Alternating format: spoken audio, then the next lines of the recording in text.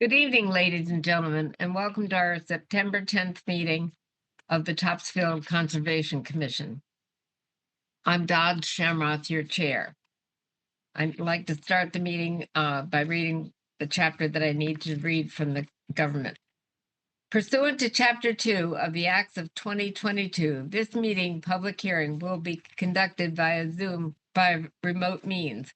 Members of the public who wish to access this meeting may do so in the following manner. Please see the connections information on the agenda to join the meeting in the following manner. Wait a minute, to join the meeting by Zoom, video conference, or to call in by phone.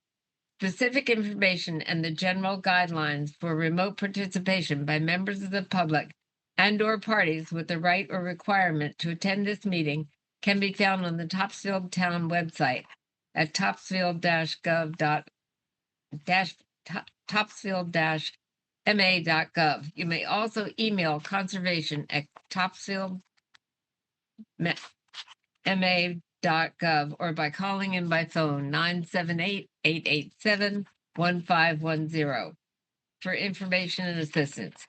No in-person attendance of members of the public will be permitted, and public participation in any public hearing conducted during this meeting shall be by remote means only. Members of the public attending this meeting virtually will be allowed to make comments if they wish to do so during the portion of the hearing designated for public comment, as announced by the chair during the hearing. This meeting is being recorded by Topsfield Cable TV and Zoom. Is there anyone else present who wishes to record this meeting?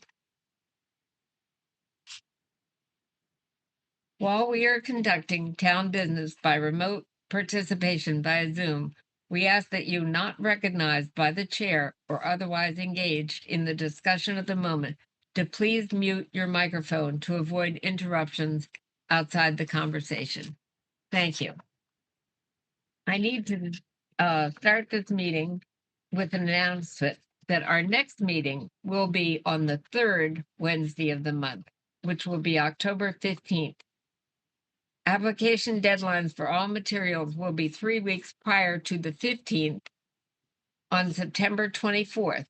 Normal meeting and deadline schedule will resume in November. That's very important, folks, that you note that it's going to be the third Wednesday, October 15th. All right. We have a hearing NOI 307 with no number on 22 Forest Road, map 39, lot 22, Roge Williams Barges, LLC, construction of a barn structure. We need to read the legal notice. I can do that, Dodds. Yep, okay. Excuse me. Notice of public hearing, Topsfield Conservation Commission. A public hearing will be held via remote participation through video and/or audio conference Wednesday, September 10th, 2025 at 7 p.m. or time case is reached. To consider the notice of intent for construction of a barn structure in 200-foot riverfront area and buffer zone at 22 Forest Road, map 39, lot 55. Applicant Roach. This is in accordance with requirements of Mass General Laws, Chapter 131, Section 40, and Topsfield General Wetlands Bylaw, Chapter 62. Meeting participation instructions will be listed on the meeting agenda posted with the town clerk a minimum of 48 hours prior to the meeting date, or contact conservation at topsfield-ma.gov. Susan Winslow, Administrative Assistant. Topsfield Conservation Commission, SN publication date is September 1st, 2025, and that's in the Salem News. Okay, our applicant has agreed to continue due to a lack of a quorum and a DEP number. I suggest a motion to continue the hearing to 10:15.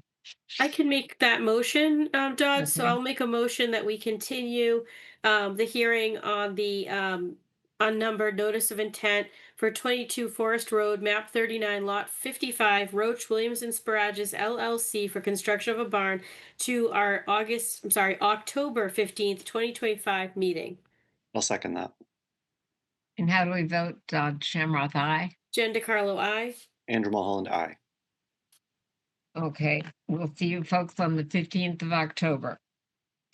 Next, we have a hearing with an NOI request for a certificate of compliance, an OOC for 3070770 for 12 Sleepy Hollow Road, map 71, lot 5, for Stoops Wetland and Land Management, Inc. And it looks like we need Jackie to tell us a little bit about this. So this was a notice of intent that was done by Bill Manuel. Bill, did you want to present on this? Sure, I would love to. Good. This is Bill Manuel from Wetlands and Land Management. And I actually did not do the notice of intent. DeRosa Environmental did it. Mr. Stoops reached out to them to close out the project, and they apparently were too busy at the moment. And seeing that the order of conditions has already expired, Craig, who was on the call today, wanted to move in a different direction to try to get this thing closed out. So I was able to help him out. I'm just going to put up an as-built plan.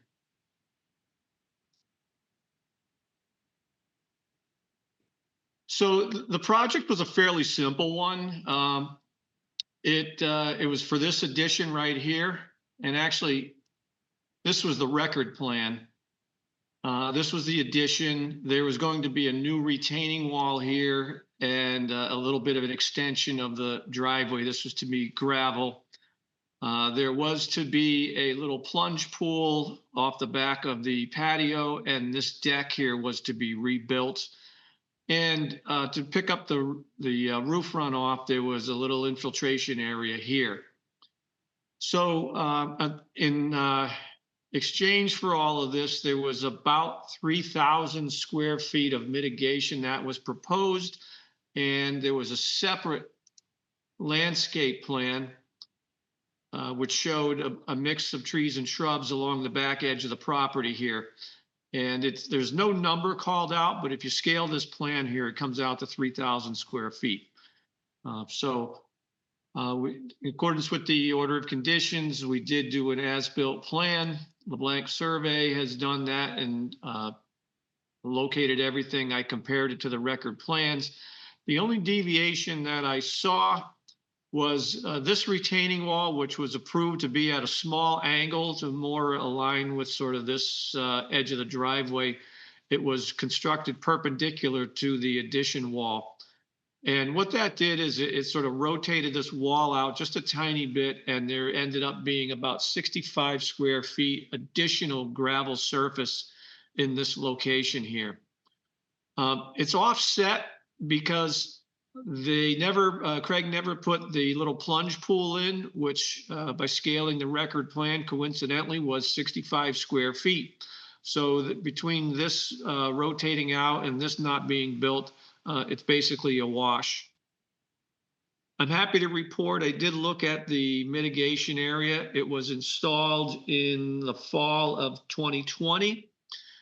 And based on the as-built survey, there was actually an additional 314 square feet of mitigation that was actually constructed.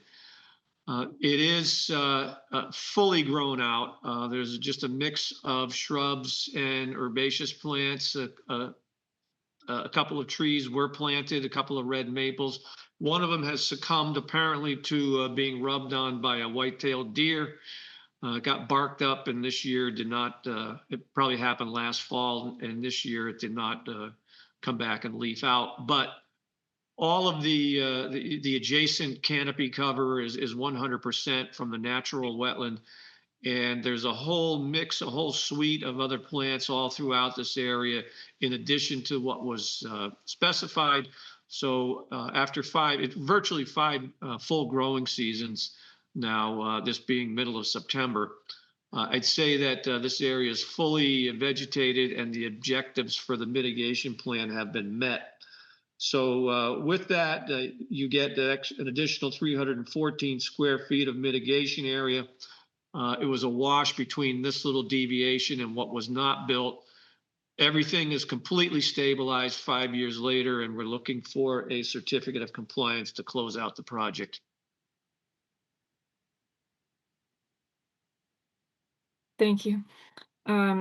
Yeah, so I visited the site with Bill, and I noted that all the conservation markers are in place.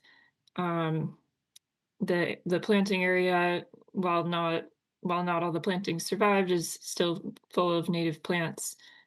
So it seems like it in general achieved the objectives of the plan. I don't think we received all the vegetation monitoring reports, but I think if the commission is satisfied with the planting area being full of native plants, even if not the original plantings, I think it's in general along the lines of what was approved. But that's up to you all. Do we have photos of the area? Yes, I can share my screen. I have photos from the site visit.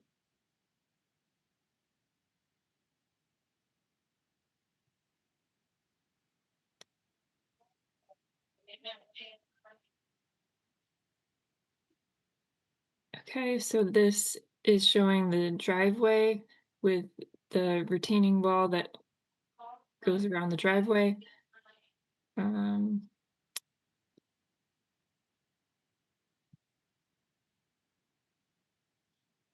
Here's the patio in back.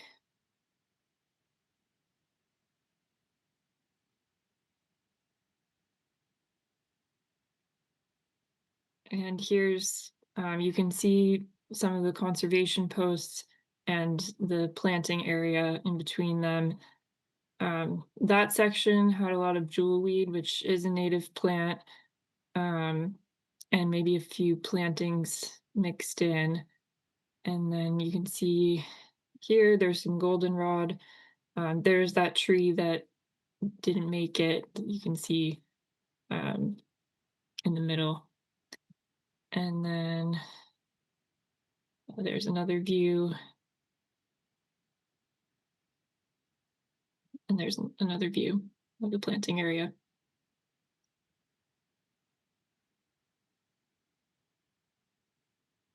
And I had a couple of, I had 2 photos of the mitigation area in my submittal as well.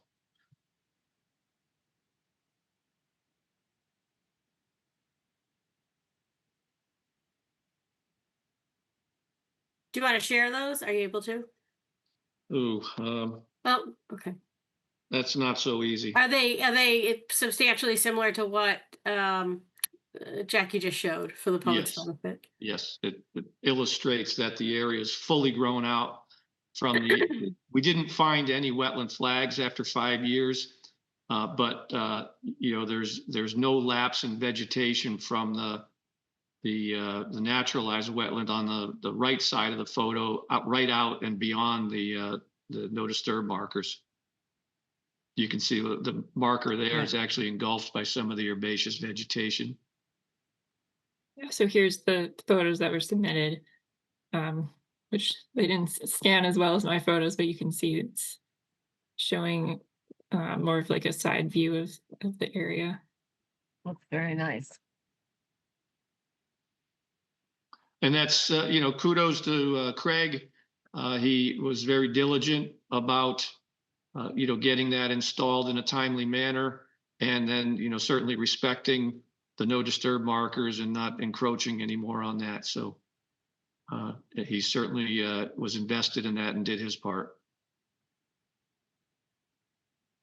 In terms, so it seems like the one, I guess, issue is that the retaining wall has now, it's not what it was supposed to be, right? I mean, the plunge pool was discarded. Did anything go where the plunge pool was proposed? No, It's No, just, it just wasn't installed. is it patio right there? Is that what it is? it was Okay. existing. And so we have this retaining wall that it was just the retaining wall that's around the driveway, right? It's Yeah, not. yeah, just for extra. You know, when they built it, you know, the contractor made it straight instead of angled. It was Well, so my question is, how much extra, Bill, maybe you can answer this. I mean, by going perpendicular, what is the area that got encompassed in that? How does it vary from previous? Was there any sort of calculation done? Yep. Yeah, I had mentioned that earlier, 65 square feet. It was really a minimal deviation. Sorry, my mind did not absorb the math. Yeah, just very minimal, 65 square feet. Yeah, I'll let Jen come back, but that sounds reasonable, and the plunge pool not going in seems to balance that out pretty reasonably. Well, I think it looks very nice. Yeah, the mitigation area is really lush, and I mean, it's unfortunate that the reports and that it wasn't overall compliance, but it is very close, obviously.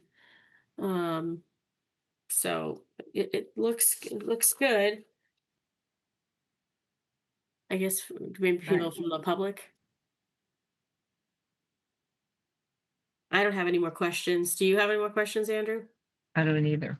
Okay. Nope, all set with me. I think that the tree not surviving, I don't think it's worth trying to put another one in there that's probably just going to succumb to the deer again.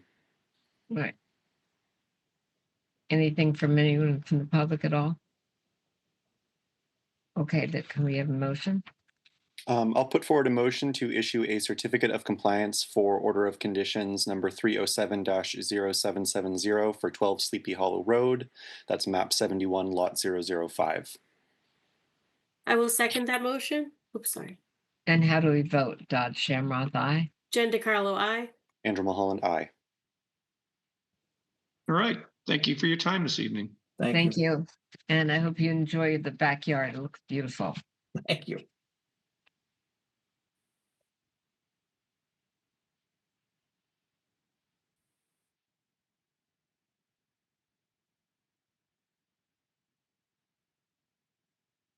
Why does it? My screen says something peculiar, Jackie.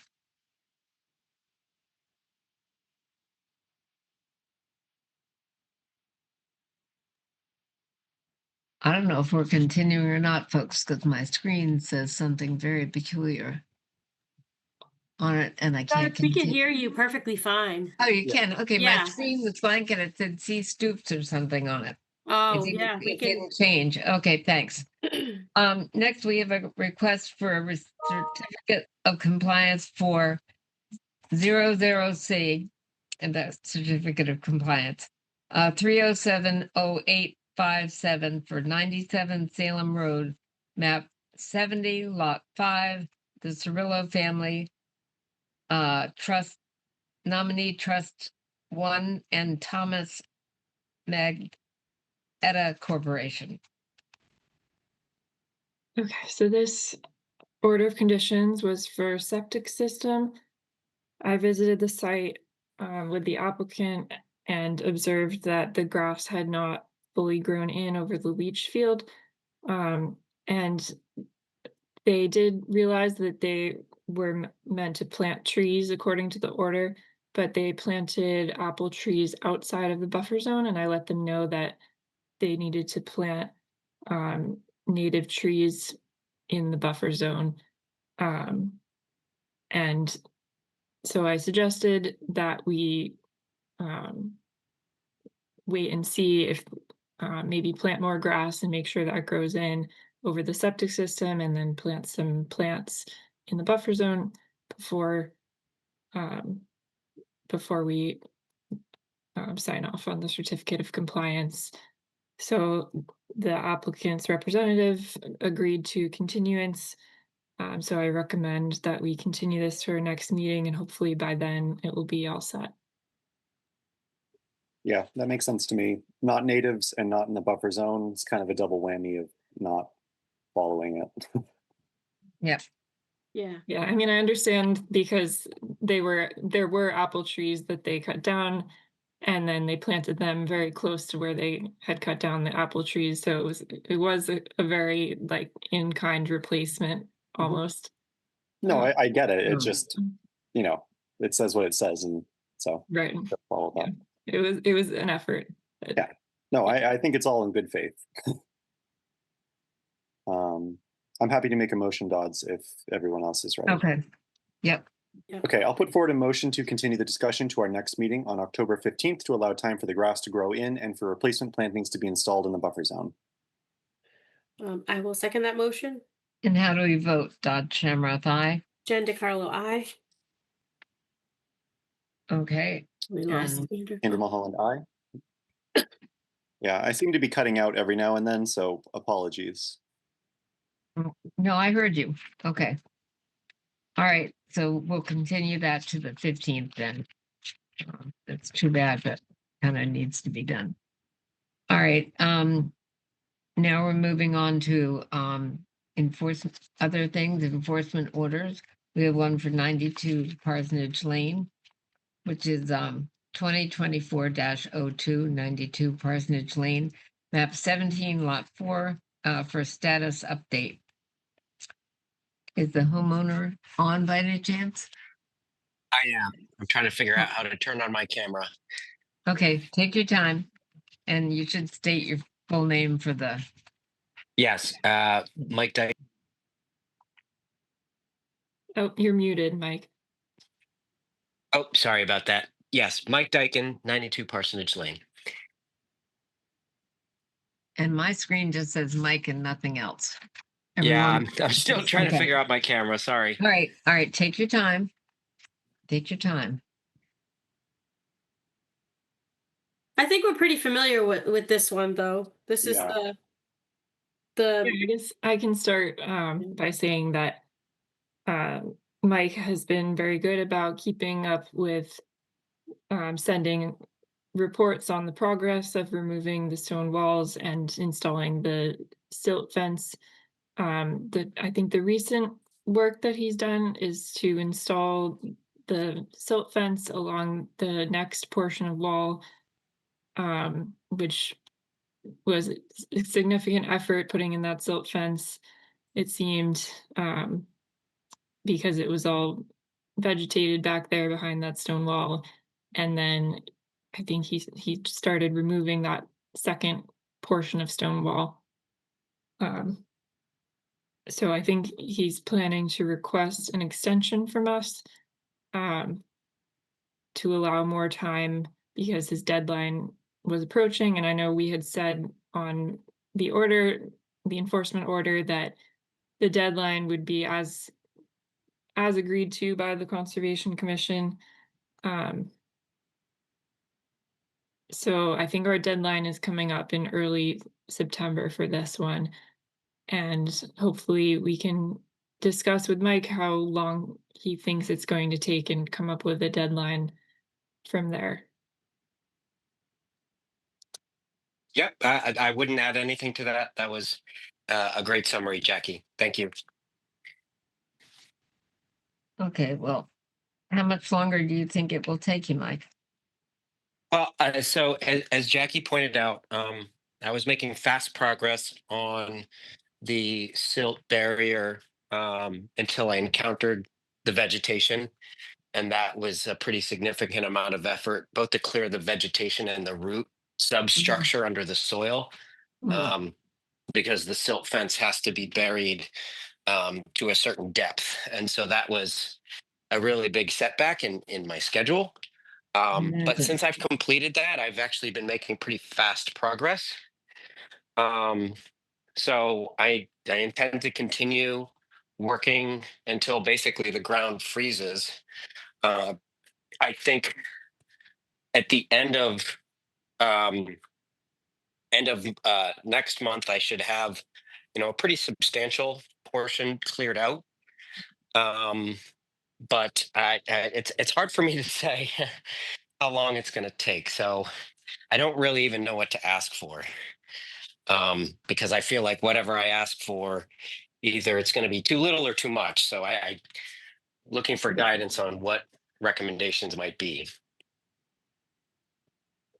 That's understandable.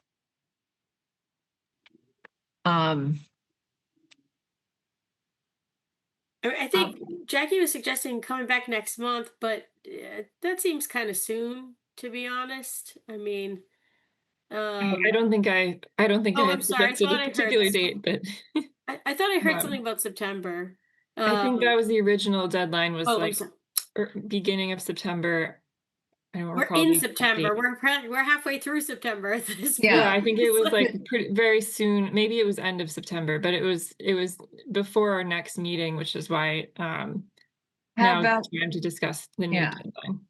how about by the November meeting? Well, it's unlikely to be complete. My understanding is that it's probably not going to be completed before the ground freezes this year. And I mean, there's going to be obviously the continuation of the removal, and then there's all the replacement plantings, if memory serves correct, that are going to have to go in. So for me, I mean, I I think here's my two thoughts, and please feel free to have your opinions on them. But I'm wondering if we should have the applicant or Mr. Dakin come back to us after the ground freezes to kind of get a year summary of the progress that's been made. Not much is going to happen over the winter, and then maybe basically by the end of the spring planting season is our kind of our new deadline. Does that sound reasonable, Jackie? Yeah, I Good. think that makes sense. I think it would be good to hear at the end of the season how it's going. Yeah, I Yeah, just I don't. think. And we can Oh, start sorry to preparing the interrupt. monthly reports during the Yeah, winter. Just an update I by mean, the December meeting, you mean? yeah, I mean, yeah, ground's frozen obviously by December. I don't know if it freezes earlier than that, but basically for the next, couple months, just the whatever email, updates that you've been receiving, Jackie, and then maybe just, coming in front of us again, and just letting us know where things are at. And if Jackie feels comfortable just giving us that information, based on your emails, I think that's also fine. But I mean, we can keep kind of like inching a deadline, but I think just being realistic here, it's unlikely the plantings are going to get done before the end of the spring growing season next year. So, I mean, that sounds pretty reasonable to me. The ground is, as long as everything's stabilized as we go into winter and it can kind of sit for a couple months, uh, I think that's reasonable to me. Yeah, I agree with that. And I would actually say that this homeowner really doesn't need to come back to us again Yeah, before the end of the year. I think it's kind of onerous. I think a report by email, as you suggested, Andrew, would be perfectly fine. And agreed. then coming back to us, maybe an update, and then I mean, it could even be an once it hits spring, then it could be an update at that point, and then we say, okay, come in. Maybe he's responding to us, or we just schedule that next date to come in. But I don't think he needs to come in before the end of the year. Yeah, that sounds fine to me. I see you have your hand raised. Yeah, no, I think either way, I intend to continue giving Jackie my regular updates. I've been giving her Oh. updates twice a month, Mm. and it's a good accountability mechanism for me. So Mhm. unless it's annoying to Jackie, I'll plan to keep doing that. Yeah, that works for me. Okay. I doubt that. I'm fine with that too. I mean, I know you're doing it all by hand and it's a lot of work, tremendous amount of work. So I have no problem with waiting Yeah. until spring. I mean, you can't do it at the beginning of spring because everything's mushy and whatnot. So Yeah. it'd have to be like Mayish, I Yeah. would think. So, yeah, I mean, I'm trying to think of growings May to April, May. Yeah, May is kind of mid to end of the planting season. June's kind of getting pretty late into it. So maybe our May meeting for a deadline. And again, if this needs to get extended, and as long as the progress is continuing to happen, I'm not necessarily opposed to continuing to, letting it go on further. I'm not either. But I think just for pushing the date out, that's a pretty good number of months to get some good amount of work done, and then just let us know by email. Yeah, I expect to have a significant amount of progress done by that time frame, if not completion. So Great. that seems reasonable to me as well. Okay. Good. Do we know what our May Okay. meeting date is? I think if we just say May meeting in Okay, May 2026, meeting. it'll be fine. Okay. I'm with that. Okay. And so that's for the deadline or just another update, just to confirm. That's the deadline we want to set is May. I mean, Our I May think he meeting. could come back at that meeting because it's so far out, Yeah. Hopefully that's enough dry time and not frozen and he can work on it. Yeah. Yeah. And again, if in the May meeting we need to, extend the deadline, then that's fine as well. Yeah. All right. Should I go forward with the motion? Yeah, sure. Sure. Okay, I'll put forward a motion to extend the deadline for Enforcement Order 2024-02 with respect to 92 Parsonage Lane, map 17, lot 004, until our May meeting, whatever date that might fall on, but May the May 13th. meeting of May the, 26. Can I just, oh, did you freeze, Andrew? Oh, it looked like he froze. I'm sorry. With check-ins with Jackie, right? We want to add that to it Yeah, as I think well. amending it so that that he checks in, provides an email status update, perhaps with photos of the area showing that everything has been stabilized so that it will survive the winter in Okay. town. Yeah, so I'll amend my motion to include the requirement that Mr. Dakin sends us emails us like photos or an update before the ground freezes to confirm that the site is stabilized for the winter, and to continue, as much as possible with keeping us updated via email. I'll second that motion. And how do we vote? Dodd Shamroth, aye. Jen DeCarlo, aye. Andrew Mulholland, aye. Oh, good. Well, I hope it works out, Mr. Dyken, and that you can get more done. I hope so too. Yeah, okay. Have a good fall. All right. Thank you. Yep, bye-bye.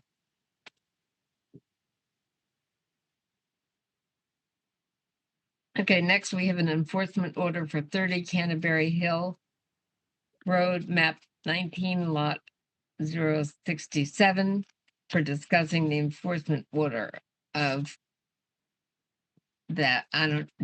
Jackie, do you want to hop on that? Yes, so we discussed this a little bit at last meeting. So this was a situation where we had received plans last year. I think Heidi had received the plans for a retaining wall that was planned to be just outside the buffer zone. So she had signed off, I believe, on that plan, um, believing that it would not be in conservation jurisdiction. But then a plan was submitted to the town for a stormwater permit for the retaining wall that showed that there were trees removed and a retaining wall built within the outer 10 feet of the buffer zone. So upon seeing that plan showing the encroachment into the buffer zone, I sent a violation notice asking the homeowner to attend our meeting and cease and desist from further activity in the buffer zone. So at our last meeting, I mentioned that I recommended issuing an enforcement order, but the commission had asked that I go and review the wetland delineation first to make sure I agree that it's within the buffer zone. I did go to the site and confirmed that the wetland delineation appears to be accurate and that the retaining wall does enter the buffer zone, like the outer portion of the buffer zone. There is also a shed pre-existing that is behind the retaining wall.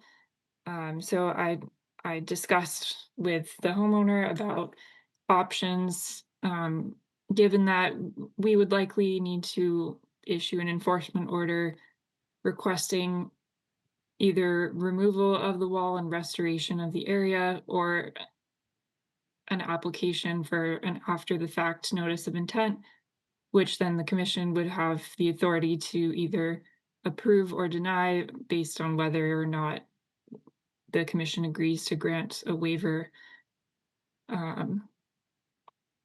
Basically, that work was not within existing lawn. So if/when that notice of intent comes before the commission, there would need to be 4 members of the commission who agree with the project being granted a notice of intent in order for it to go forward. And we currently only have 4 members, so although that might change. So I told the homeowner it's a risk that you can take to go ahead and start working on a notice of intent, but either way, like, something has to be done, in my opinion, either removing it and restoring it, or trying for an after the fact notice of intent. And as part of that notice of intent, maybe there could be removal of the shed behind the retaining wall, um, to help offset some of the change, but it still would be a substantial impact on the buffer zone to have that retaining wall. And I'll show some pictures of it, so you can all see what it looks like. So sorry, Jackie, just to summarize, just making sure I have all the pieces here. Mhm. There's the retaining wall that was originally, it was Heidi that basically said it's going to be outside the buffer zone. You don't need to come to us or do anything with us. But it turns out that it actually is, I think I see 5 to 10 feet into the buffer zone. Yeah, so that's not an error on the part of Heidi, but that's Agreed. the way it was built didn't match the plan. Yeah, no, understood. So be there's clear. there's that piece of it. There's a shed also that was not permitted, that is in the buffer zone. I think the shed was pre-existing. It's a Pre-existing, pretty okay. old shed, but Okay. that's just noting that is there. Okay, yep. Um, And then, do we have any sense of how many trees were removed in the buffer zone? Um, I think we could look at the aerials to tell. It would be more of like an area. I think it would be hard to tell because the retaining Sure. wall has been built, so there aren't like visible stumps in that Yep, retaining understood. wall. I'm But just trying to get a sense of all the different pieces. Okay, okay, I'm gonna show um my screen. Here's the aerial view of the retaining wall showing the buffer zone, so you can see how the retaining wall is within the buffer zone, and then there's the shed behind it over here. So those are the retaining walls installed in July 2025. Or no, installed in 2025, but then it just says existing as of July 2025. And then I'll show my photos. do you, I don't know if you've been able to do this, but do we have any idea of the square footage of buffer zone that's been impacted here? Or would we leave that up to, um, someone to calculate that if we go forward with the enforcement order?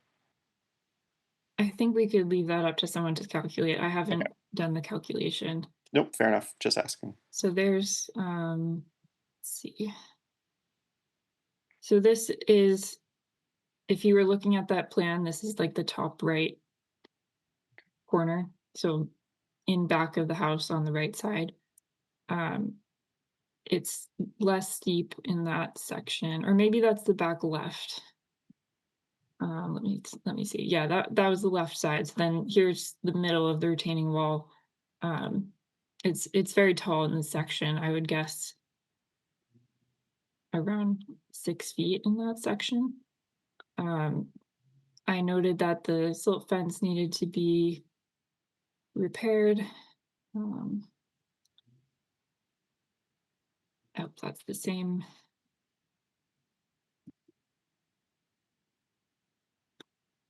There's looking down from that's the back right side.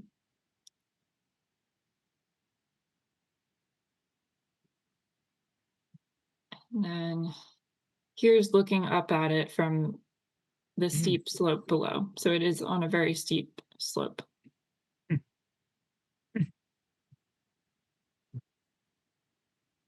You could see in one of those photos a large tree that had been a decent sized tree that had been cut down, maybe like, I don't know, 8 to 10-inch diameter. Mhm. So that's at least one.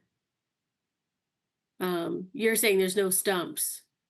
Yeah, they would have been covered by the wall.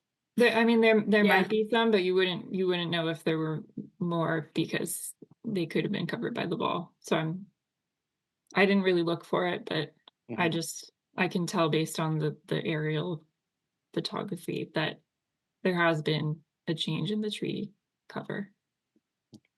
And then there's not, I'm sorry, I think the fill that was brought in to backfill that wall, was that from the buffer zone? From the, it doesn't look like it. Florian, do you know the answer to that? The fill came from the front of the house. It was not from the buffer zone. Okay. Okay. I mean, it's not a de minimis change because of, I think because of the size of the wall, it's pretty huge. It's a pretty huge barrier between the lower part of that buffer zone and the usable yard space. So I don't think we can get around the enforcement order. I think the enforcement order is proper. And now it's really up to this applicant to figure out how do they want to deal with it. You know, it's really not for us to choose. I mean, I think it's, you know, they need to, they've done the plan. Is that plan sufficient? But that's not a restoration plan by any means. At least do you feel it's sufficient to show what's there on the ground, Jackie? Um, I think we either need a restoration plan or a notice of intent plan that Yeah. includes mitigation. So I think Yeah, I guess that's not my, I know, I agree with you on that, but I guess my question is this particular plan that you were showing, I mean, that's basically an as-built plan, right? To show what's there now. And are you satisfied that that shows what's there, or do you feel that maybe that's better left for when they do present their restoration plan, they'll have, that'll be a component of it. Do you know what I'm saying? I think it does show the extent of the buffer zone and the retaining wall. I don't know about the tree cover, if that's depicted. I would say the tree cover is not depicted specifically on the plan because I don't think that was the intent of it. It was an after the fact submittal for stormwater approval. I think that was the purpose of this plan. And I'm looking at it now. So it shows the tree line, or it shows proposed tree line. Florian, do you know if there was a proposal to plant any trees as part of the stormwater plan? No, not that I know of right now. Okay. We're still working on some test pits and still working with the planning board on the stormwater, which will be going on the October 3rd meeting with them. And then Okay. now we're waiting for my engineer to be filing for the NOI with you guys, and then moving forward with the stormwater. Okay. Yeah, Excuse me. I think this plan Ex- shows all we need for the existing conditions. Um, Excuse me, Jackie. I need oh, go ahead. Florian to give his full name for the meeting. Florian Koki, owner of 30 Canterbury Hill Road, Topsfield. Thank you.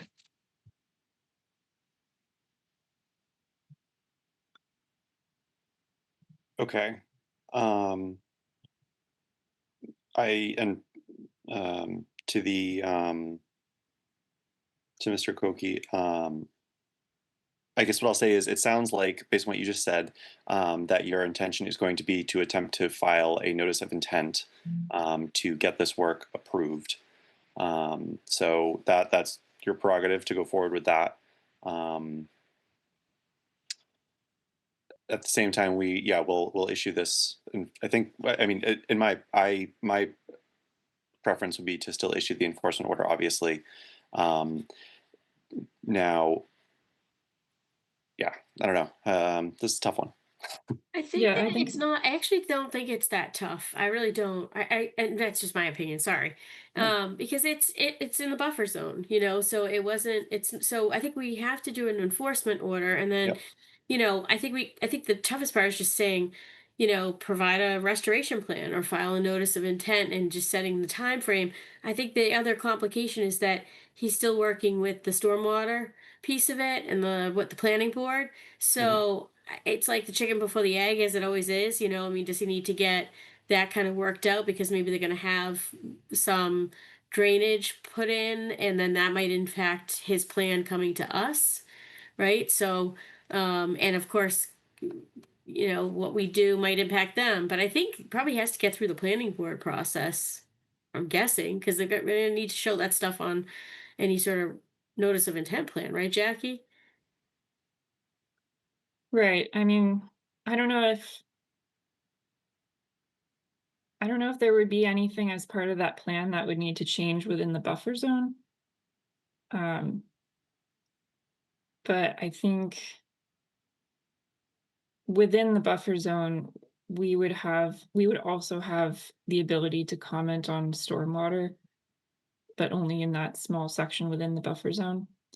But I can communicate with planning board and see what they might be requiring in terms of stormwater or any other work in the buffer zone.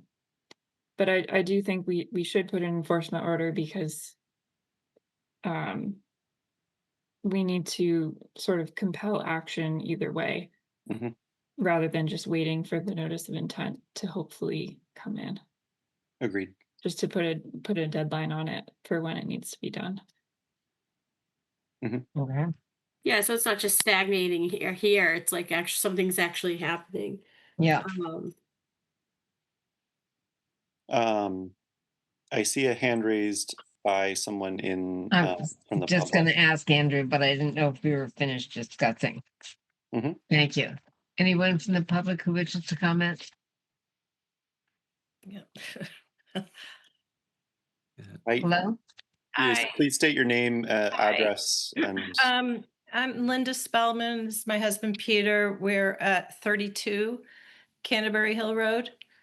And we're just concerned because the wall is extremely high and it's only 4 feet from our property.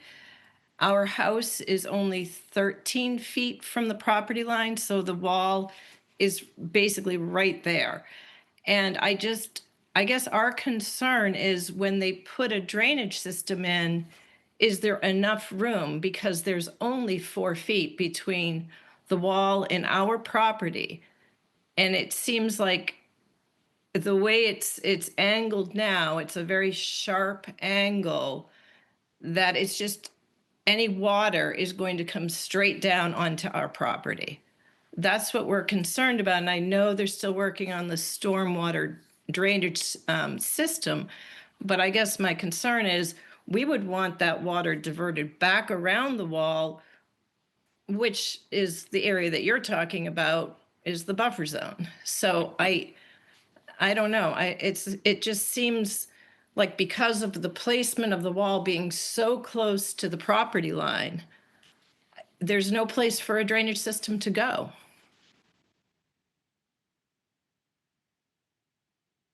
Have you folks, are you participating in the planning board piece of it at all? Okay. Well, we've spoken to the planning board and there's a continuance with that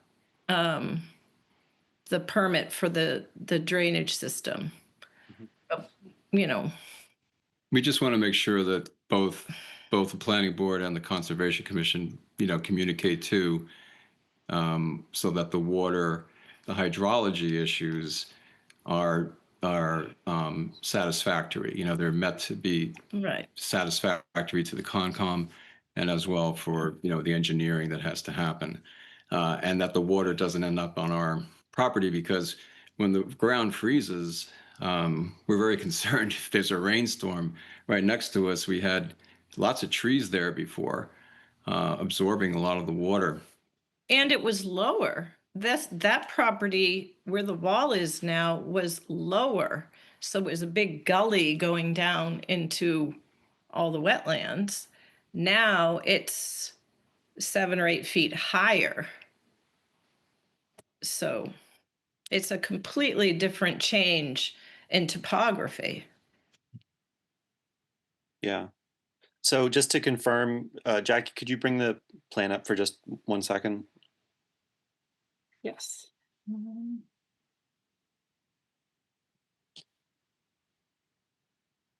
Thank you. So are you on like the left-hand side? We're on the right-hand side. Right-hand side. Okay. Right. Okay. So, Yeah, no, I'm just trying to, get my spatial sense here. yeah, S- yeah, so, right. yeah. So our jurisdiction is only going to be, the buffer zone. What's done outside of that is between the homeowner and the planning board. So we would only, kind of be able to not make adjustments, but have influence on what happens in the buffer zone there. But I think I do understand your concerns. Um, yeah, and kind of like what Jen said, this is just kind of a chicken and the egg with who makes their plan first, and then which plan has to come first. Which it's the organization of all of it is going to be difficult. So I do hear your concerns, though. If you're looking at the plan, is your property on the right or the left side of the plan? I On think the they, right side. We're on the right. Okay, so that corner is in buffer zone. Right. Yeah, Yeah. whereas the other side, it's not in buffer zone. So that's okay. Yeah, you can see the topography is quite sharp Mhm. going down the hill from where this wall is.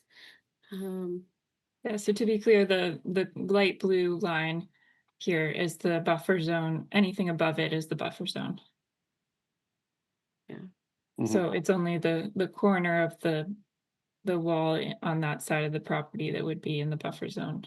It's significant. I mean, even this other area as well, to the left, obviously the corner is kind of cut out of that, but the middle section is in the buffer zone and it looks like it's probably, I don't know how many feet. Maybe it's a couple of feet, 4 feet. I mean, if it's, I wonder what the scale is on this plan. I can't Yeah. see that. Yeah, it's hard to say. Let's see. Um, I suppose. I mean, before anything happens on our end, we're going to issue an enforcement order, and it sounds like, I guess from our end, we're going to require an NOI be submitted. Is that what Or a we're thinking? restoration plan. Or a restoration plan. So either one of those then is still going to have to get approved. And I suppose at that point, if there are still concerns, I don't know if that. I mean, I suppose abutters always can give their opinions, but I'm not sure that that's necessarily like out for public comment. Well, the notice of intent will be. The notice Well, of yeah, intent would be, yeah. but a restoration plan No. would not necessarily. Right. So Um, if they were to decide to restore it to prior condition within the buffer zone, then we would not be required to open that to public comment, but we would discuss it in a public meeting. mhm. But if there is a notice of intent, there would be a public hearing to discuss that plan. Did you end up? When you zoomed out, did you get the scale? I didn't. I couldn't catch it. It No, usually I it's in the didn't title. see. I didn't see like a visual scale. Usually in the It title, says there's scale a is as noted. oh, what? Oh, here it says 1 inch equals 20 feet, but Oh, so that's not that. helpful because we don't have Oh, and we're not looking at scale it. in inches. There's not like the thing that shows like this much is this Yeah. distance. Well, the side of the house is probably about 20 feet. So maybe we're talking. I don't know, 5 feet. Okay, here's a dimension. So you can see Oh it's yeah, 19.8 feet, I think here. yeah, Probably 10 feet, 10, 12 feet at the max of some of those dips. yeah. And then, of Uh, course, the impact is a little bit further reaching because it's not just the blocks of the wall; it's the Yep. trees, it's the disturbance to the earth below. Yeah. So probably 10 times 20. We're all be talking maybe 1,000 square feet or so. I don't know if that's even right. There's no at this point we're just It's okay. hypothesizing. Yeah, so yeah. it's kind of a not necessarily worth time at this point. But Well, it was listen, we're here a second time on this because we wanted to make sure that the wall was in the buffer zone. That was the whole point of, having Jackie go out to the site and being satisfied with this plan. We're not really in a different posture so much, but Actually, sorry, Jen, I remember a discussion point. I may have missed it if Jackie mentioned this, but do we know when the last time or where are these buffer zone lines drawn from? Are they from a flagging that occurred like within the last 3-5 years, or are we kind of Yes. okay? I'm sorry if you said that earlier. I missed that. Okay.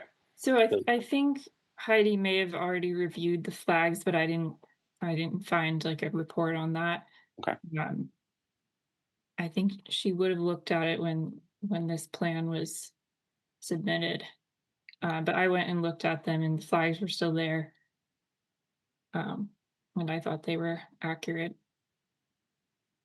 But how did the wall? I can't recall. How does the wall, obviously, other than location, vary? Do you know? Was it specified like what it would be built out of? What the geometry of it would be? I mean, has it substantially changed? Is it just like squared off, and that's how it got into the buffer zone? I don't know what the original wall was supposed to look like. I think I've seen the plan, but Okay. my main concern was now it's in the buffer zone. Previously, it was not a concern to us at all because it was It's outside the buffer zone. yeah. So it may be a concern for planning board if they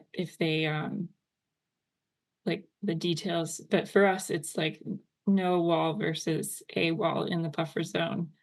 Yeah. It's it is fairly tall, but Well, I guess my point is that if they come to us with a notice of intent and they need a waiver, and I think the backstory is relevant for sure. Where the deviation occurred, why it occurred, is there this, hardship, and um because a waiver is very extreme, obviously. So it's supposed to be extreme relief. Hmm. Um, but anyway, I don't know. I think maybe we have to just move on and set a deadline. Folks, I have to say something. I do know the neighbor, so I have to recluse myself from this. Okay. Okay. So will we even be able to vote to issue an enforcement order? um no, yeah, I guess we can't do that. Okay. Yeah. So, all right. So we'll have to continue it then. It sounds like at least one more time, and maybe in the meantime there'll be some more progress from the planning board with the stormwater. Hopefully. Yeah. And I guess while this is not, and by any means a formal thing to the applicant, if your intention is to eventually submit a notice of intent, that's your prerogative to start preparing that. Yeah, you're welcome to start anytime on the notice of intent after the fact. Will do. Thank you. We just can't guarantee it will be approved. So that will be future discussion. Understood. Okay. So I guess I'll make a motion to continue it then. Is that okay? I'll make a motion that we continue the discussion of 30 Canterbury Hill Road, map 19, lot 67, enforcement discussion.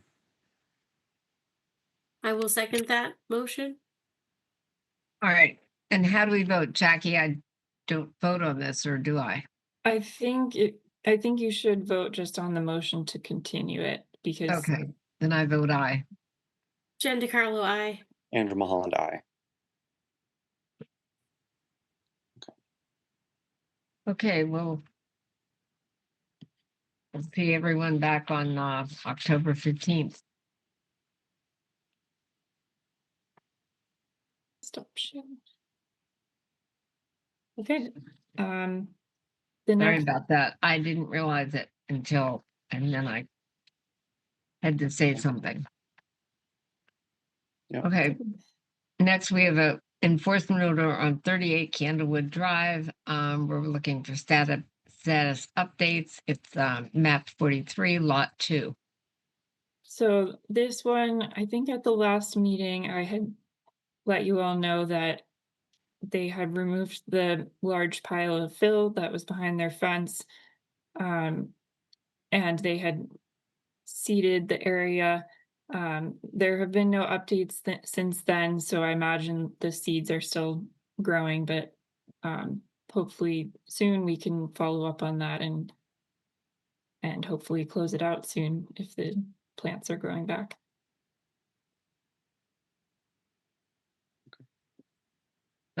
Okay, so there's nothing for us to do right now. Right, that's Correct. all. Okay. Next, Jackie has met this gentleman. He'd like to join our commission. His name is Ben, and I don't know exactly how to say it. Ayala? Kyella? Kyla, yeah. Yeah, hi. How's it I'm going? Dodds, your chairman. Hi, how are you? Good. Nice to meet you guys. Good, yeah, same here. So tell us a little about you. I'm Ben Kyla. I usually just go by Ben C because it's easier for people. Me and my wife have lived in Topsfield for, I think like 7 years now. Nice. Yeah, I like the outdoors. I want to get involved more in the town.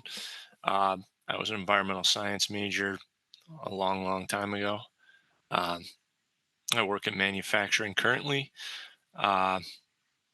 And I thought this was a way to get back involved in doing some conservation and understanding things that are going on in the town. Yeah. Cool. Yeah. Hudson, That's awesome. anyone? What's up now? We just wanted to know, I'm just asking everybody if they have some questions about you. Oh yeah, shoot. Like all of us, we're just trying to help out the town a little bit too. Yeah. Yeah. What's your address? Just out of curiosity, like where in town do you live? 127 Haverhill. Okay, cool. Oh, you can't live 127. You can't live that far from me. I don't know where you live. Wilmore. No, I know. Wilmore. Oh yeah. Yeah. My wife probably was walking down your street earlier with the dog. I see lots of women walking dogs. It's a good circle. It is. Yeah. So, Ben, you see that, like, we typically meet once a month, right? And we do Yeah. it with the second Wednesday of the month, and we do it by Zoom for now. At some point, we might be in person though. So, in the past, we met at the library, and then they switched it to town hall. But since COVID, we haven't been back. I don't know what the plan is, but would that be an issue at all? Neither of those are too far, and the frequency seems about right. Yeah, it is a good frequency. It used to be twice a month, and this is definitely much more manageable. Yeah. The meetings do occasionally run pretty late, but those are not too common. No, we try to limit that. Yeah. What was I gonna say? Are you? And Oh yeah. Jackie sends out all the information ahead of time for us to study and look at pictures and things. So we have an idea of what's going on, and she has been out there normally to look at the place and tell us more about it. Mhm. And the applicant's on or else a representative for him. Yeah. And Yep. go ahead. I was going to say we also occasionally do site visits, but we'll basically schedule those on an as-needed basis at a time that as many commissioners can attend as possible. Awesome. Yeah. I guess what's your sort of like timeline of availability? Would how quickly would you be able to start attending meetings if things go smoothly? Pretty immediately. Great. Yeah. We welcome a new person always. Okay. Yeah. And I think normally, sorry, Dodds. no, Sorry. go ahead. I was just gonna say, I think the only tricky thing, is that you're serving on this commission, and most of the properties in Topsfield seem to be impacted by wetlands, and so it's just looking at the evidence that's presented, the applications that are presented, and trying to make an informed decision. It obviously can get a little hairy at times because you're looking at things that people want to do with their properties, and so that's the only challenge with it, I'd say. And getting familiar, but like Jackie's great about and you have the environmental background, which is fantastic. So it's like this kind of intersection of the environmental with the bylaws and the regulations, and trying to kind of take that all in. It takes a little while to get used to it, but it's not something you can't do for sure. I'm sure you'll be just fine. Yeah. Cool. Yeah. Awesome. You guys were easy on me on the questions. Is that it? Do you have Yeah, no, questions for us? What other are there any certifications that you guys like to hold? Is there anything? No. not that, I mean, I joined 3 and a bit years ago, and you have to do a bunch of trainings to, public hearing kind of stuff, conflict of interest, but most of it is sort of on the job training of learning the bylaws and learning how to kind of run a meeting and make motions and stuff. So, if And yeah, yeah, Yeah, there's we a have, whole conference and yeah, that's in the spring, and you can get some of the courses in for elementals of passing to become a conservation commission. But during the rest of the year, they have some all the time, so you're not stuck for just that one thing. Hmm. And that's nice to have. I mean, I got it. yeah, we have lots of training opportunities if you're interested in Yeah, working towards there's those I the haven't. I'm at certificate some point. program. I will also. Who's talking? Sorry, I got a Oh, little sorry. jumbled there. Yeah. Andrew, go ahead. What did you say? No, I think I interrupted you because I was lagging there for a second. So I'll let you go, Jackie. Oh, I was just saying that there are plenty of trainings available. There's the MACC Fundamentals of Conservation Commission's certificate program, which I encourage you to look into. We do have some funds for trainings that we may be able to use for commissioners to take those courses and also to go to the conference for MACC. And there's also a lot of free trainings like from DEP that I every so often will send out a list of trainings for anyone who's interested. So I can get you set up with those if you join the commission. Awesome. And those are all available, but I just wanted to say that it's not that they're like a requirement to join, that you have any of this stuff. It's all just kind of to improve your learning and, get more information for yourself kind of thing. Generally, how much pre-work you guys think you're doing a month? I honestly, if I really needed to, I could probably go through most of the documents that get sent. Sorry to say it, Jackie, probably within the hour before the meeting. I do like to look at them earlier and spend a little bit more time with them, but like worst case, Jackie organizes things really effectively. Yeah. And most of the stuff is pretty clear, the information that we have available. And then it's kind of, we listen to what the applicant says and make decisions based, on what we hear in the meeting. But it's not too Awesome. bad. Yeah, what the applicant says and what his representative says also. There's more to, sometimes both come on, sometimes one or the other. So there's usually enough information in front of you. I like to look at it a few days ahead and then the day of just to remind myself. Yeah. Yeah. I usually read it earlier than that. Don't worry. No. That's all right. But no, it's organized very effectively, and Yeah. it's not a huge lift to you're not reading, spending an entire weekend preparing for something or anything like that.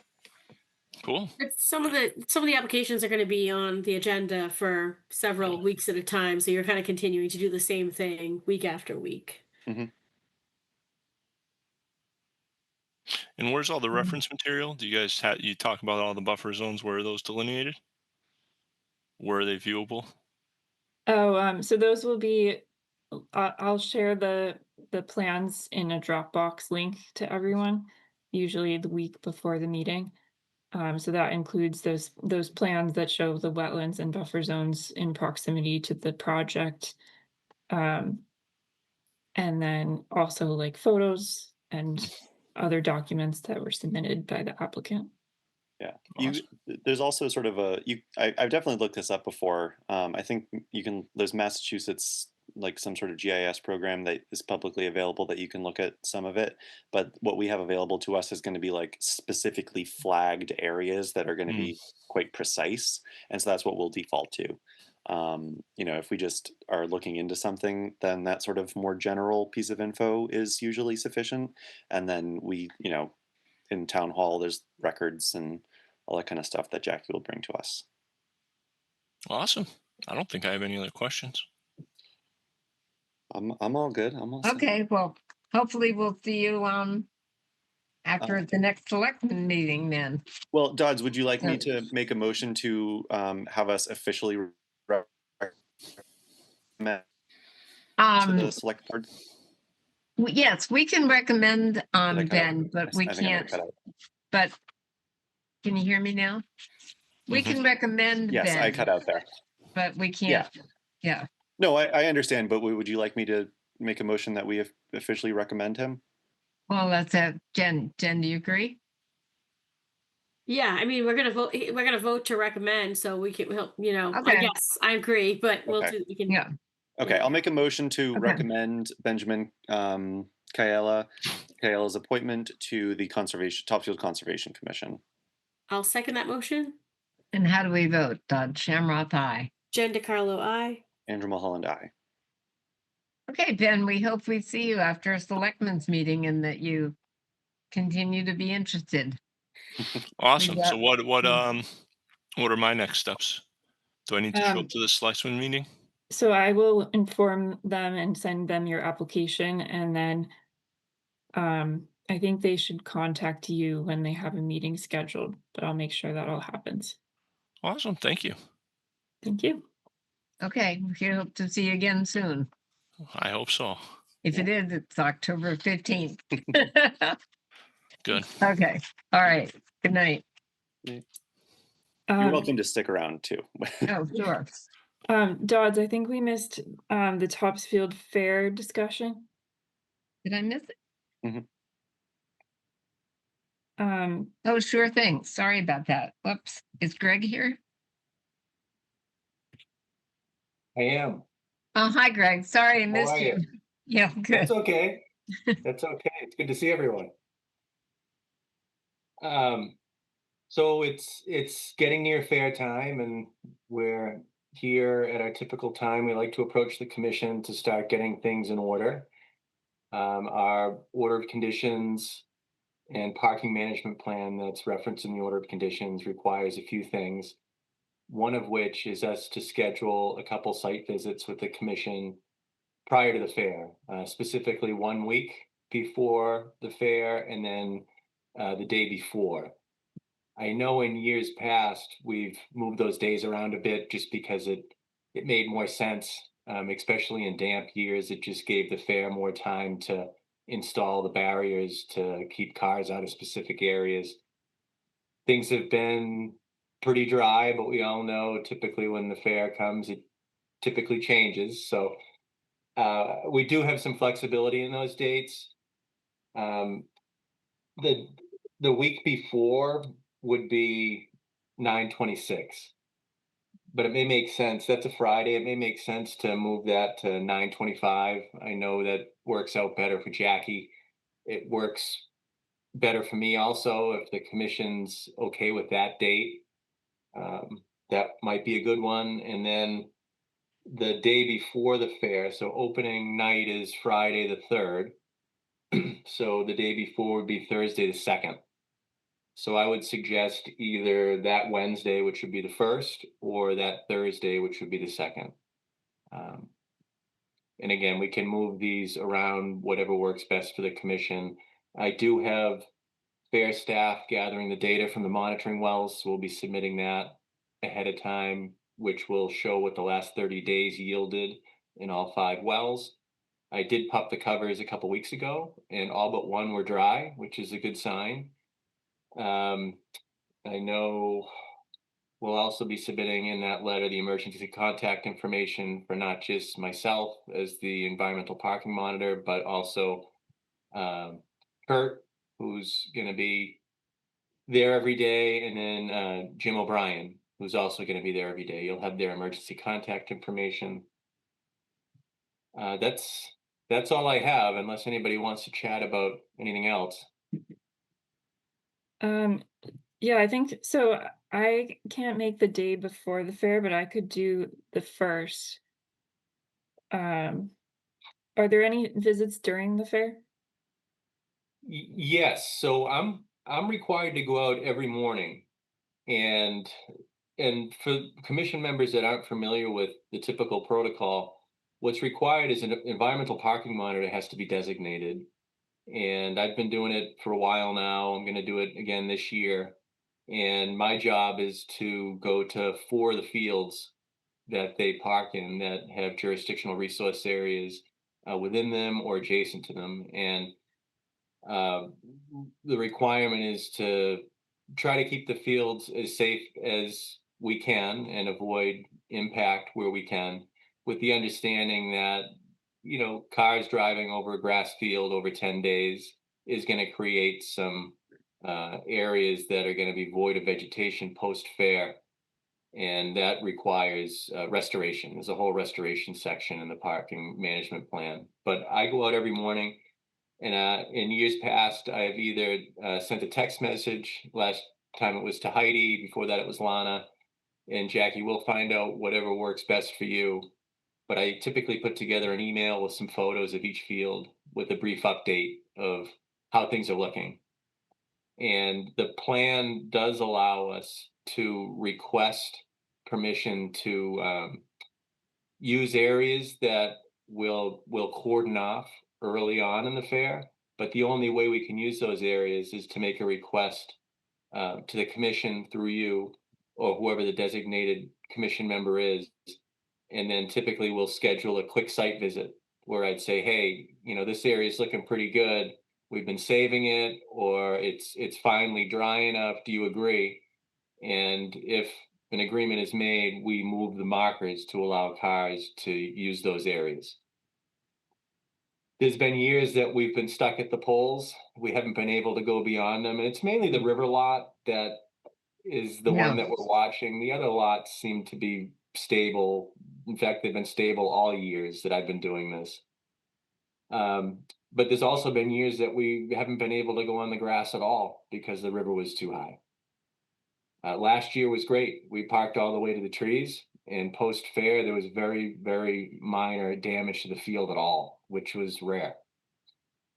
This year is shaping up to be the same so far, but we all know that can change with a little bit of rain. Yeah, over the past, just for Jackie's sake, over the past couple of years that I've been on the commission, this process has been very smooth, and the order of conditions that exist seem to make things go really, really smoothly. So, and Greg's been great. So, It's a very unique order, and it's been alive for a while now. But a lot of thought went into that parking management plan when Lana was here. And the first couple of years were a little bumpy, and we had to iron a few things out and make some tweaks here and there. And I think we've got it to a point that is pretty good, and it's been working really well, just as Andrew said. But the commission has been a big part of that through the years. That's great to hear. Yeah, it sounds like so I'll be able to make the site visits on the 25th and the 1st. But then I won't be available during the week of the fair, so I think it would be best to designate a commission member to receive like any of those messages. Is there any commission member who would feel comfortable, interested in doing that? I'm, I'm nearby, but I am at work, during kind of the normal working hours of the day, and I wouldn't necessarily be able to go over there. On a weekend, I would be able to, but I'm not sure that I'm the best primary kind of person for that. So I'll defer to Dodds and Jen. What? This is daily. Excuse me, the dogs were barking and I put myself on mute and I got distracted. No, this would just be in the case, Dodds, if we wanted to make a change and we needed someone to look at it to see if they agreed with the change we wanted to make. I can do that. I blocked the week out and I'm doing some volunteer work there. So I can do it, Greg. Great, great. And we may not call you at all, but you'll certainly get an email from me every day with photos and a report of the status of each field. Dodds, if anything comes up, because I'm mostly am working from home, but sometimes I'm in court or whatever. So if something comes up and you Right. do need me, just whatever, Okay, happy to okay. be on the email or, All right, good. That And one works. thing we do too is I'm going to give Jim O'Brien all the commissioners' names, and I think a lot of you folks are already in their system, so they can print off a badge for you. But if not, you'll need to stop by the fair office just so they can take your photo and give you a badge. The badge is great because it gets you through the gate. It lets people know that you're supposed to be there. Sometimes they'll be confused. If you say you're on the Conservation Commission, they won't know Yeah. what that means. But it's good to have the badge because it lets you in and out very easily. I'll give the entire commission's names. If you decide you don't want a badge, that's fine. Just don't go get your picture taken. But any time between now and opening night would be a good time to stop by the office. And I will say the closer we get to fair time, it's very Okay. busy in there. So Yeah. if you are going to plan on going out there and you do want a badge, you should probably try to do it in the next week or two. Having had one in the past, do I need to stop by or? No, I think let me ask Jim O'Brien and I'll email Jackie who needs to stop by and who doesn't. Well, I mean, it's no big deal. I could, but I don't I need would my. say just pop in if you're going to be there, Dodds. Okay, Yeah. all right. Will do. And what time do we want to have the meeting on the 25th and on the 1st? Let me check my schedule. Can you hang on 1 second? I need to get my, I didn't realize this was gonna happen. I need to get my book. So on the 25th, I'm busy between 10 and 12, but otherwise available during between 8 and 4:30. Okay. It might be good to just pop over there in the morning at 9. I can arrange to have a couple golf carts. Where you've never been there, Jackie, to all the fields, um, it might be good for us just to buzz over to each one just so you can get the lay of the land. It Yeah, doesn't that would take be too good. long. Yeah, Yeah. I've been to the fairgrounds like once since starting this job, but I don't know all the lay of the land. So that Okay. would be helpful. What time works for you on the 26th? What about 9 o'clock in the That morning? works. I can do that. All right. 2 So that's 5 the 25th 20. Dodds. Pardon? What'd you say, Andrew? I want to confirm that it's on the 25th. Okay. Yep. So is that 25th. Okay, 9 o'clock. Yeah, I can do that. is that one where you want more people there? Like in the past, we would all show up to that first meeting, and then just the rest of it's like as needed. Is that what you're looking for? Yeah, I mean the That first one's kind of a good one, but a lot Yeah. can change in that week. Yeah. So there'll be no markers or anything out there yet. It's really just to see the current status of the fields. We can look at some of the monitoring wells if you want. Okay. Really the important one, in my opinion, is the couple days before. That's when we start Yeah. talking about areas we're going to keep cars out of. I know in years past, for opening night, they don't let anybody be on the poles, even if it's perfect. Uh, but yeah, I think it'd be good to have the bulk of the group if folks want to go on the 25th, and then the other ones will just be kind of fine tuning areas that we're gonna keep closed or uh, allow to stay open. Okay.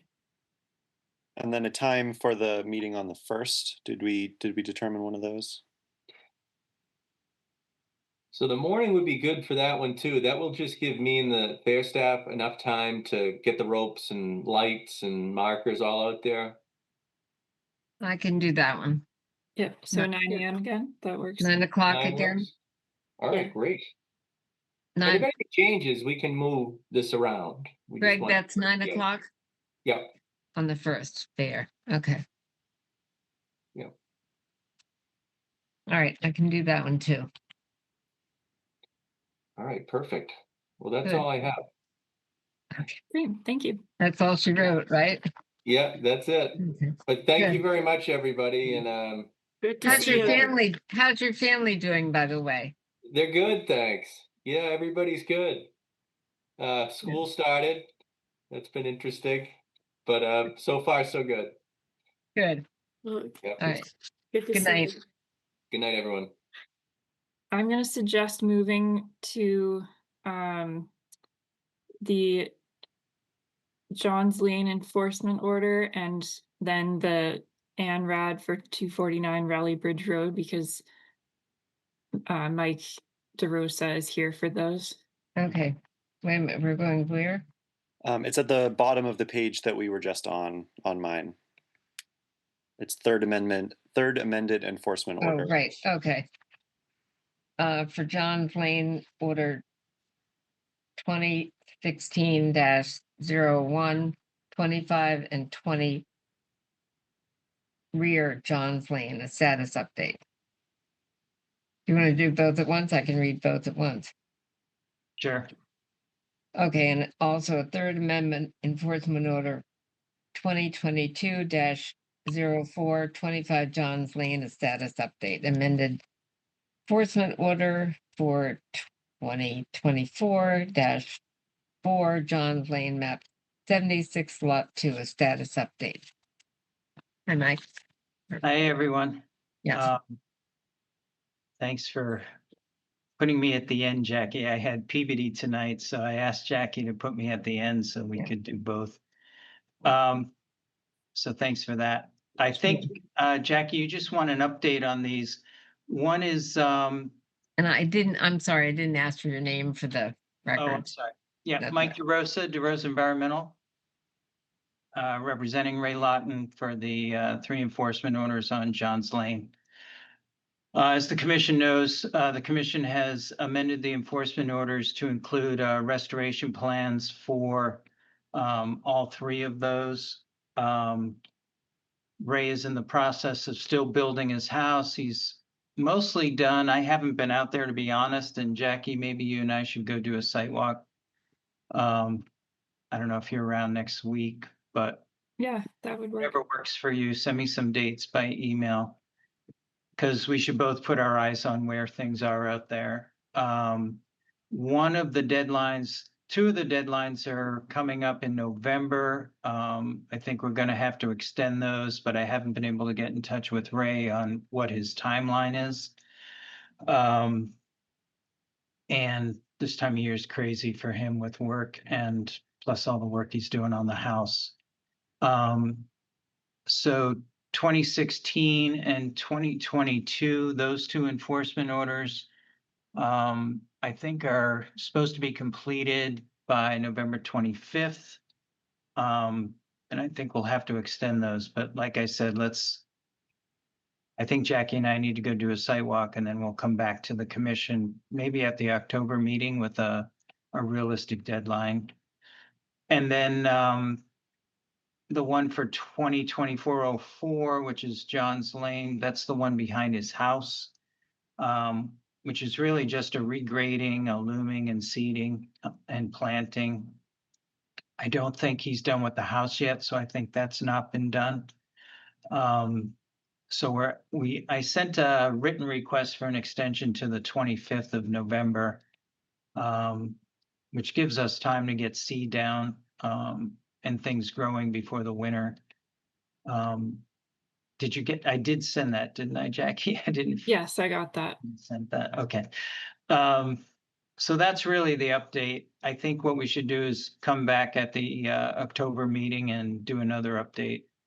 Jackie and I will have walked the site by then and we'll have more information. Okay. That sounds reasonable to me. I see in the notes, Jackie, that you have an extension to November 5th. Are you okay with the 25th as a deadline? Oh, maybe I got the date wrong. Is it the 5th? Yeah, I think it was the 5th that the other ones were, but that's fine. Yeah, I just wanted to keep them all together. Yeah. So the 5th. I'm sorry, I sent the wrong date. No worries. And then just that's for 20. Okay. Okay. I have my video off to try to conserve bandwidth because I seem to be cutting out quite a bunch tonight. Okay. Cool. Excuse me, what was the extension date? November 5th. Oh, okay, it is correct here then. Okay. No, I said it wrong. That was on Oh, me. you did. Okay. All right. Got it. All right. Missed that. Any questions, anyone? None from me. No. Then I suggest a motion. Okay, I'll put forward a motion to issue a third amended enforcement order for 25R Johns Lane, map 76, lot 002, with the same requirements, changing the deadline for the restoration plan to be completed to 11/5/25, that's November 5th, 2025, and requiring 2 years of monitoring reports at the end of each growing season for the following 2 years. I'll second that motion. Okay, and how do we vote? Dog chair mouth aye. Jen DeCarlo, aye. Andrew Mulholland, aye. Okay. Thanks, Mike, for that one. Yep. No And worries. I think I heard correctly, you're on for this one too. An ANRAD for 3070861 for 249 Raleigh Bridge Road, map 80, lot 2. And hold on, I gotta get back to my other page.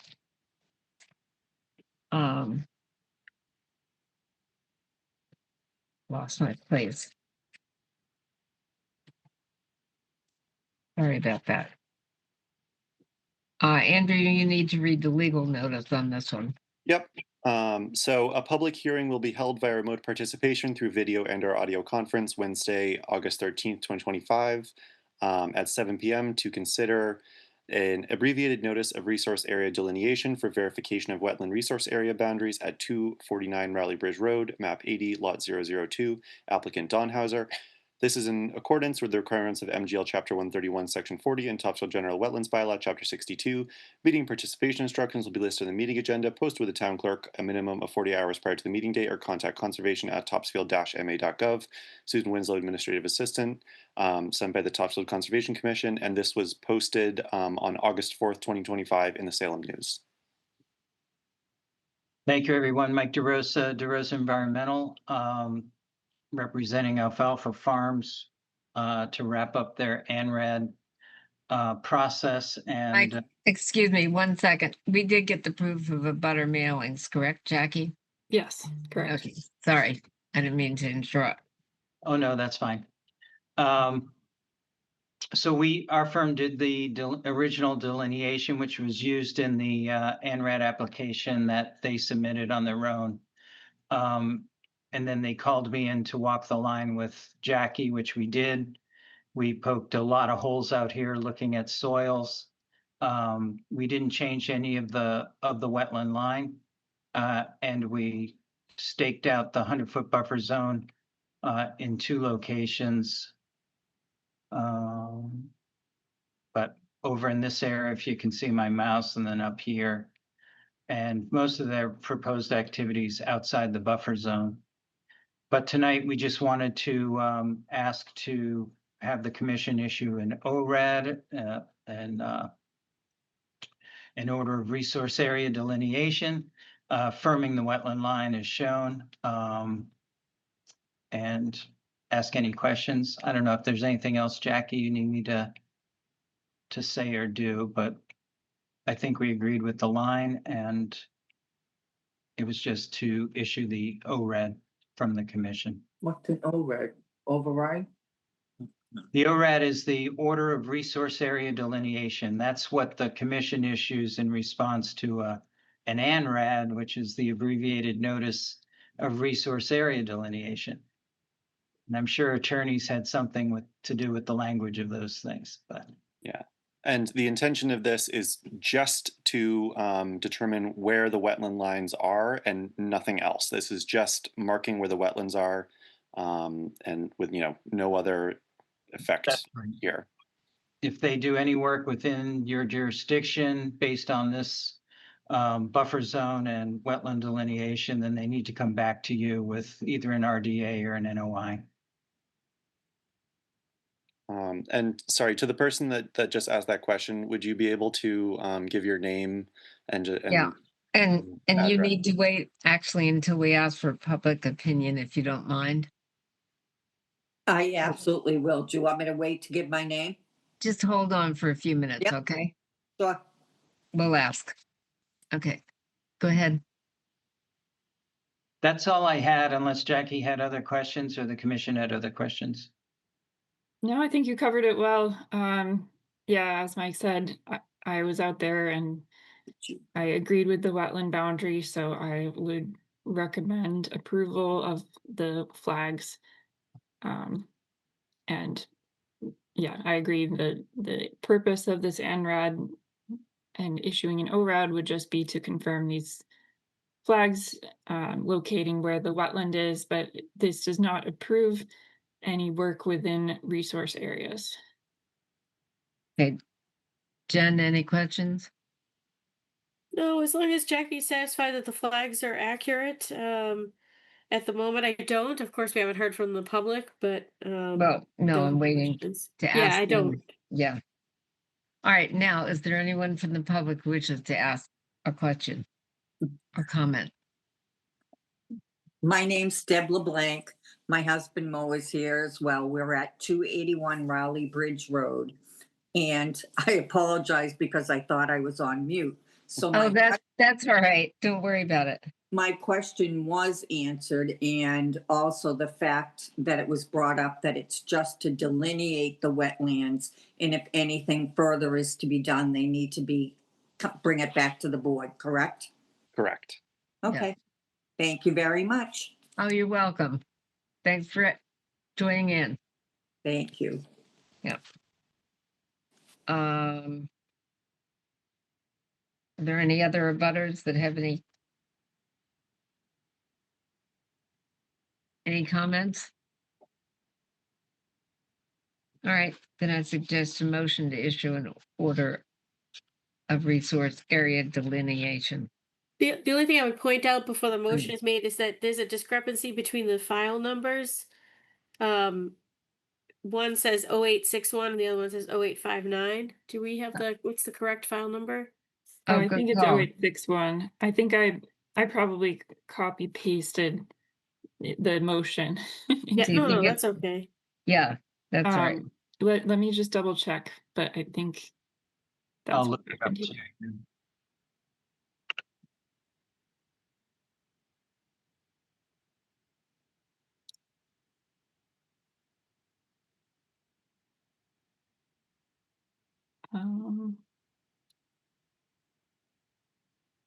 Is it 0861? That's what I have. Yes. Yep, Yeah, that's right. that's the one that. Good call, Jen. And it's flags A1 through A36, correct? Just so we make sure we got that right. Let me zoom in and get the last flag. Yep, A36. Okay, I can make a motion. Okay. I will make a motion that we issue an order of resource area delineation for Mass DEP file number 307-0861 concerning 249 Rowley Bridge Road, that's map 80 lot 2 under the act and the bylaw approving flags A1 through A36 as accurate. I'll second that motion. And how do we vote? Dodd Shamrock, aye. Jen DeCarlo, aye. Andrew Mulholland, aye. Okay. Sounds good. Thank you. All right. Thanks for coming, Mike. You bet. Thanks, Jackie, again, and Yeah. we'll talk by email on the other one. Yeah. Good night, everybody. Good Good night. night. Let's see. I guess it's update for a signature authorization form. Yes. So I think at our last meeting, Dodds volunteered to be our primary signatory again. I think we had changed it in Dodds's absence, just to make sure we had an alternate who was available.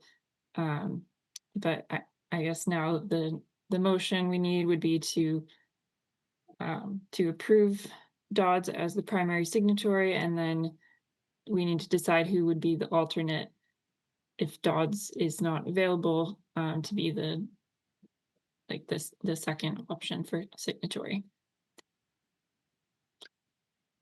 If Jen is okay with being the alternate, I won't.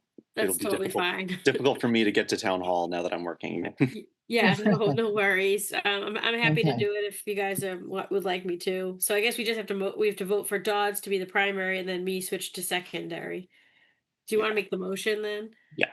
So I'll put forward a motion to approve Dodd Shamroth as the primary signatory and Jen DiCarlo as the alternate to sign payroll and vendor warrants on behalf of the commission for the remainder of fiscal year 26. I will second that motion.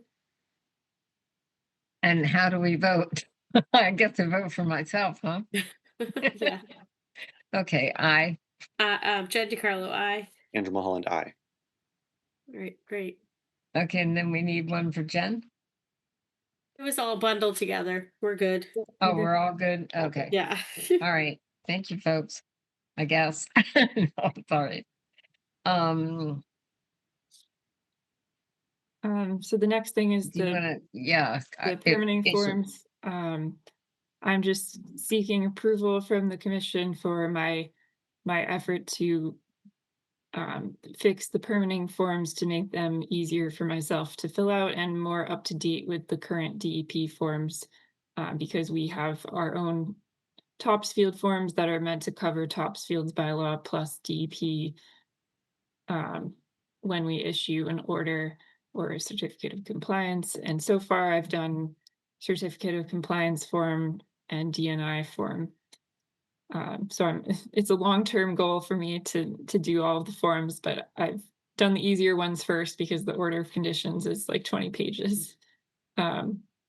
So I'm making them fillable PDFs so that way, like when I put the map and lot number in one place, it shows up in 20 different places and I don't have to spot check every single one and fix all of them when I do a new permit. Sounds very Since they're reasonable. official forms, I thought I would ask for an official vote to approve my new forms. That sounds reasonable to me. I would agree. So you want to make a motion, Andrew? Sure, I'll put forward a motion to approve the revised permitting forms for certificates of compliance and DNIs. I will second that motion.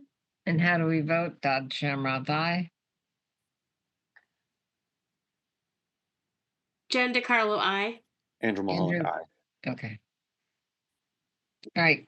Thank you. Thank you, Jackie, very much for doing that. Next, we have an SGAR letter. Jackie's gonna- Okay, so this was regarding the rodenticides.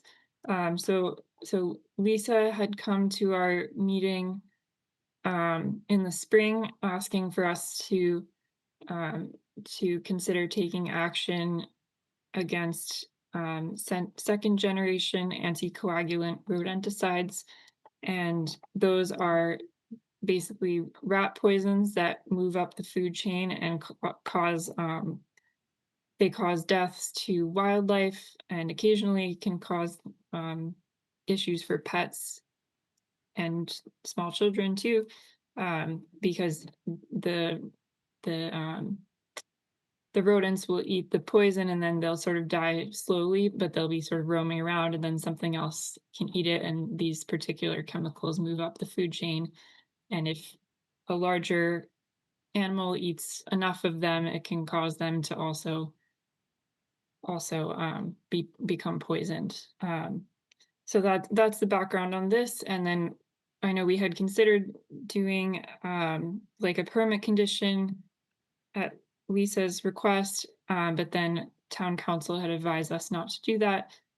So Lisa had come up with another idea and asked us to do what the Boxford Conservation Commission did, which was issuing a letter of support of a bill that would ban these rodenticides in Massachusetts. So I'll share my screen, and I guess I'm looking for feedback if this is something we'd be interested in signing on to, like a similar letter. I thought it was very well written, and I'd be happy to send the same letter because they wrote it better than I would have, I think. But this is what the Boxford Conservation Commission had done.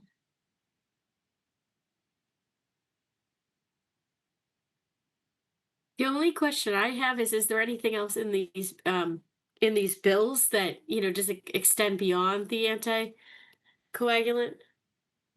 Do you happen to know? I mean, if you don't know, maybe we just, That's a good point. I can look into it. yeah, I mean, Yeah, I would, sorry, go ahead. No, I started interrupting you, so please continue.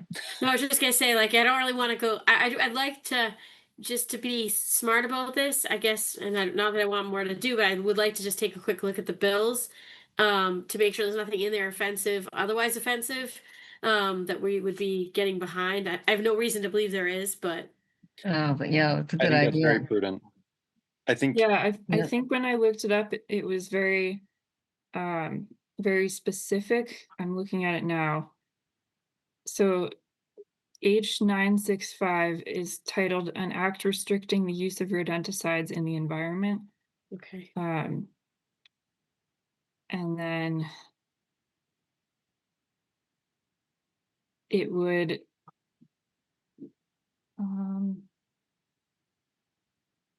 Yeah, I'm pulling it up. it would amend like a few paragraphs of the law, and I'm reading.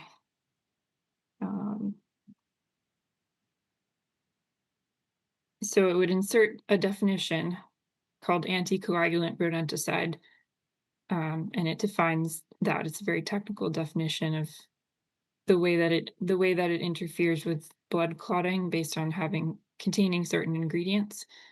And then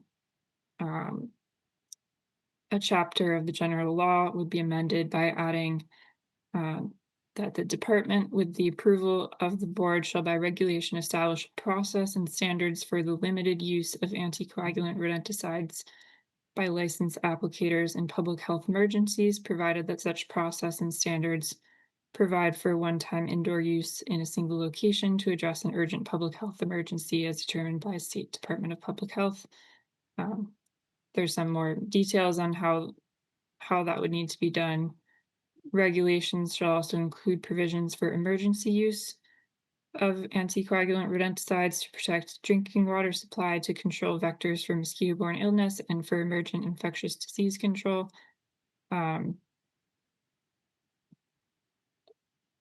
The subcommittee, as established, shall not register or re-register anticoagulant rodenticides, except for emergency use. The department shall report annually and include on its website information regarding the emergency use of rodenticides, and it shall take effect January 2027. That's a quick summary of that one, and then I'll look up the other one. The other one, they're both really similar. I looked them both Okay. up actually. They're just limited to this issue. This is the sole issue of these two bills, so that makes me feel better. Yeah. Do you know about? I'd have to just look at these. I'd prefer to do a little bit more research. I just didn't. I wasn't able to before this. I'm not opposed to it in general. I would just prefer to do a little bit more research on these, because I know that there's both allowances for the use by licensed applicators right now, but also in agriculture. And I just want to get a sense of how those two things would change, with these bills. Okay.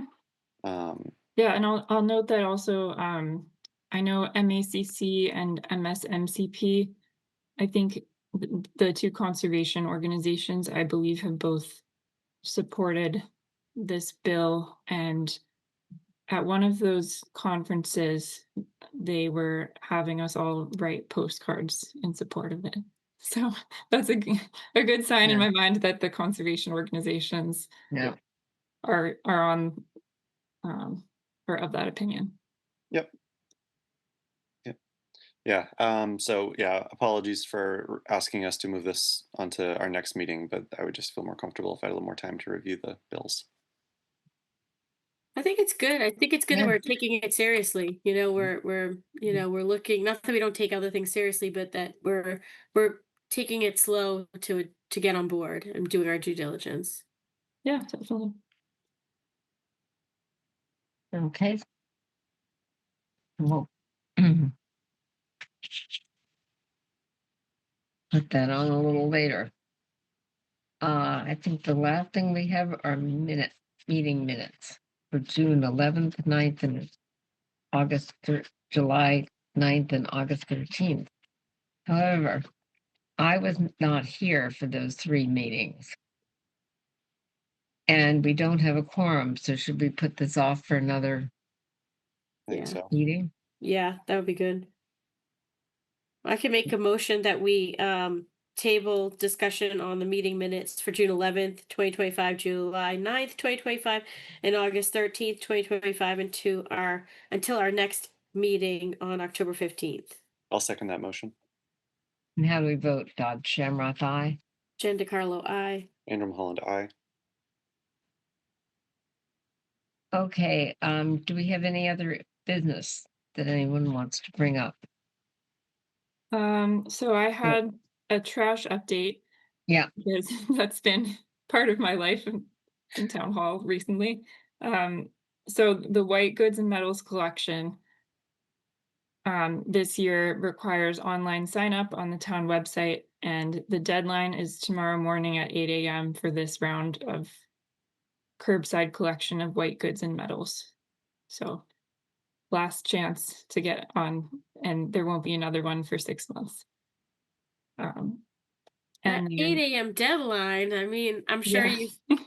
you've gotten some feedback, but that does seem quite rigorous. Well, Yeah. we were gonna put it for tonight, but then we decided actually we're not gonna look at it and send the information to the trash hauler until the morning.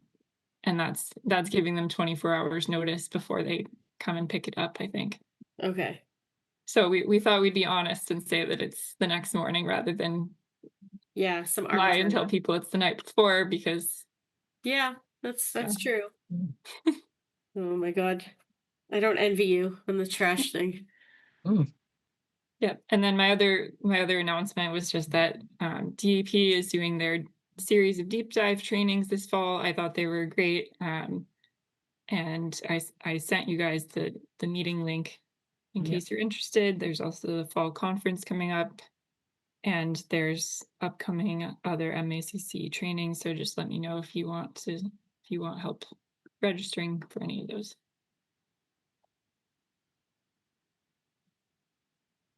I'm not sure yet if I want to go to the conference because I'm busy in October, but we'll see. Yeah, I guess that's it. Does anyone else have anything to bring up? No. Okay, then it looks like we need to have a motion to close. I will make a motion that we close the September 10th, 2025 meeting of the Topsfield Conservation Commission at 8:53. I will second that motion.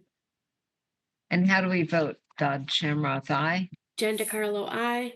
Andrew Holland, aye.